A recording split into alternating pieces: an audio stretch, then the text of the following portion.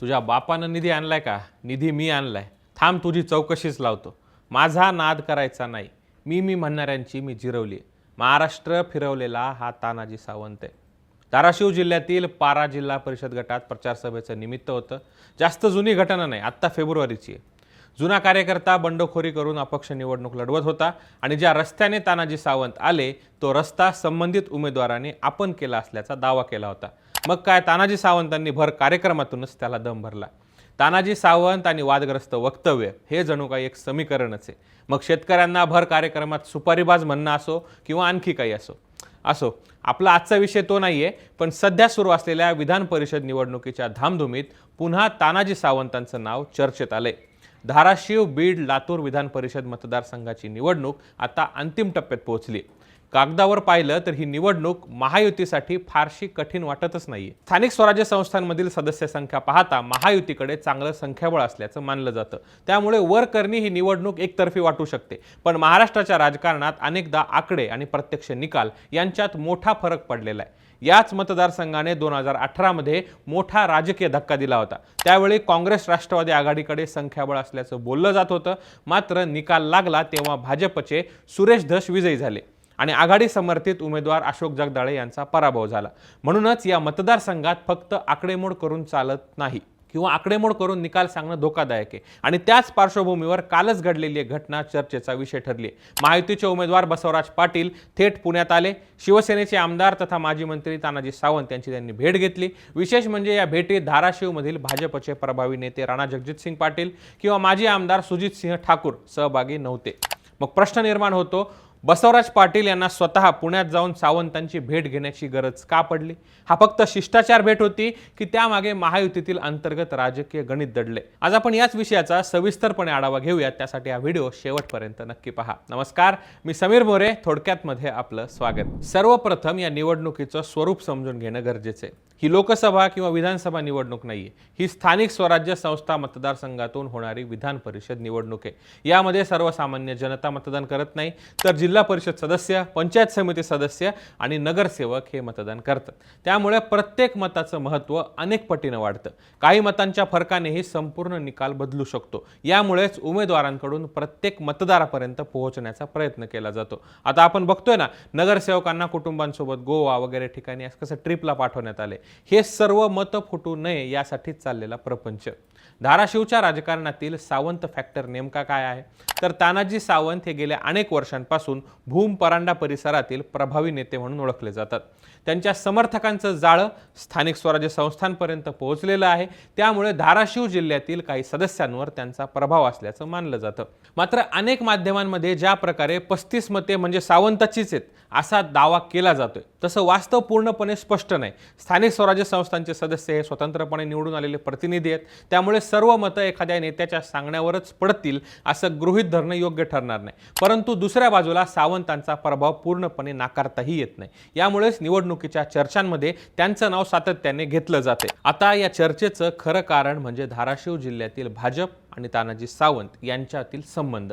राज्यात महायुती असली तरी स्थानिक पातळीवर चित्र वेगळं राहिले. जिल्हा परिषद निवडणुका असोत, नगर परिषद निवडणुका असोत किंवा पंचायत समितीची सत्ता असो, अनेक ठिकाणी भाजप आणि सावंत गट एकमेकांसमोर उभे राहिले. विशेषतः भाजपचे आमदार राणा जगजितसिंग पाटील आणि तानाजी सावंत यांच्यातील राजकीय स्पर्धा अनेकदा चर्चेत राहिली. परांडा आणि भूम नगर परिषद निवडणुकांमध्येही दोन्ही बाजूंनी एकमेकांविरोधात भूमिका घेतल्याचं पाहायला मिळालं. राज्यात एकत्र असलेले दोन पक्ष स्थानिक स्तरावर प्रतिस्पर्धी म्हणून लढताना दिसले. यामुळे महायुतीतील स्थानिक तणाव कधीच पूर्णपणे संपला नाही.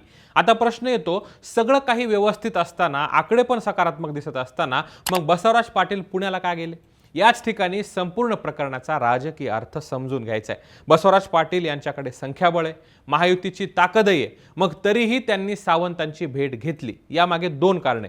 पहिलं कारण म्हणजे कोणतीही जोखीम न घेणं. महाराष्ट्राच्या इतिहासात स्थानिक स्वराज्य संस्था निवडणुकांमध्ये अनेकदा क्रॉस वोटिंग, नाराजी किंवा अंतर्गत गटबाजीमुळे निकाल बदललेले आहेत. त्यामुळे प्रत्येक प्रभावी नेत्याला सोबत घेण्याचा प्रयत्न उमेदवार करत असतात. दुसरं कारण म्हणजे राजकीय मेसेज.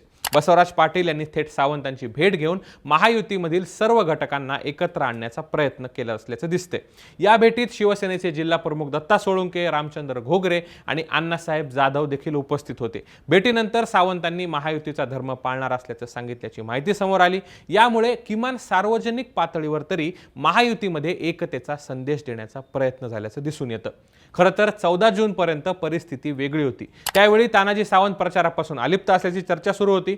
ते उघडपणे कोणत्याही उमेदवाराच्या बाजूने दिसत नव्हते. त्यामुळे त्यांच्या भूमिकेबाबत तर्कवितर्क सुरू झाले होते. काही जणांनी त्यांची शांतता ही नाराजी मानली, काहींनी ती राजकीय रणनीती असल्याचं म्हटलं. मात्र 15 जूनला बसवराज पाटील यांच्या भेटीनंतर चित्र काही प्रमाणात स्पष्ट झालं. किमान सार्वजनिक मेसेज तरी असा गेला की सावंत महायुती विरोधात उभे राहताना दिसत नाहीयेत. काँग्रेसचे उमेदवार महेश देशमुख यांच्यासाठी या निवडणुकीतलं आव्हान मोठं आहे. कारण कागदावर महायुतीकडे संख्याबळ अधिक असल्याचं मानलं जातं. मात्र विरोधकांचा भर हा संभाव्य नाराजी, गटबाजी आणि क्रॉस वोटिंगवर असू शकतो. 2018चा इतिहास पाहता शेवटच्या क्षणी घडणारे बदल या मतदारसंघासाठी नवीन नाहीत. यामुळे मतदान होईपर्यंत कोणताही पक्ष पूर्णपणे निर्धास्त राहू शकत नाही. खरं तर या निवडणुकीचा मुद्दा फक्त तानाजी सावंत नाहीत. या निवडणुकीतून स्थानिक आणि राज्यस्तरीय राजकारणातील फरक समोर येतो. मुंबईत किंवा नागपुरात तयार होणारी युती आणि जिल्हा पातळीवरील वास्तव अनेकदा वेगळं असतं. स्थानिक नेत्यांचे अहंकार, वैयक्तिक स्पर्धा, जुन्या राजकीय लढाया यांचा परिणाम अशा निवडणुकांमध्ये स्पष्टपणे दिसतो. बसवराज पाटील यांची पुणे भेट ही त्याच वास्तवाची जाणीव करून देणारी घटना आहे. धाराशिव, बीड, लातूर विधान परिषद निवडणूक ही वरकरणी साधी निवडणूक वाटत असली तरी तिच्या मागे अनेक राजकीय स्तर आहेत. तानाजी सावंत यांची भूमिका चर्चेत आहे, पण ही निवडणूक फक्त त्यांच्यावर अवलंबून आहे असं म्हणणं अतिशयोक्ती ठरेल.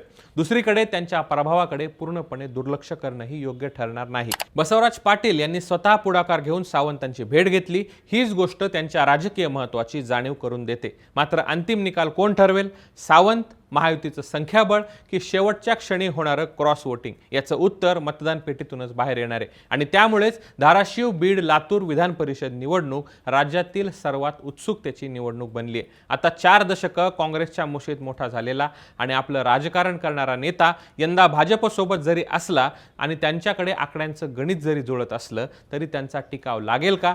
यंदाच्या विधान परिषद निवडणुकीत कोणाचा गेम होईल? आपल्याला काय वाटतं? कमेंट करून नक्की सांगा. हा व्हिडिओ आवडला असल्यास लाईक, शेअर करा आणि थोडक्यातला नक्की सबस्क्राईब करा.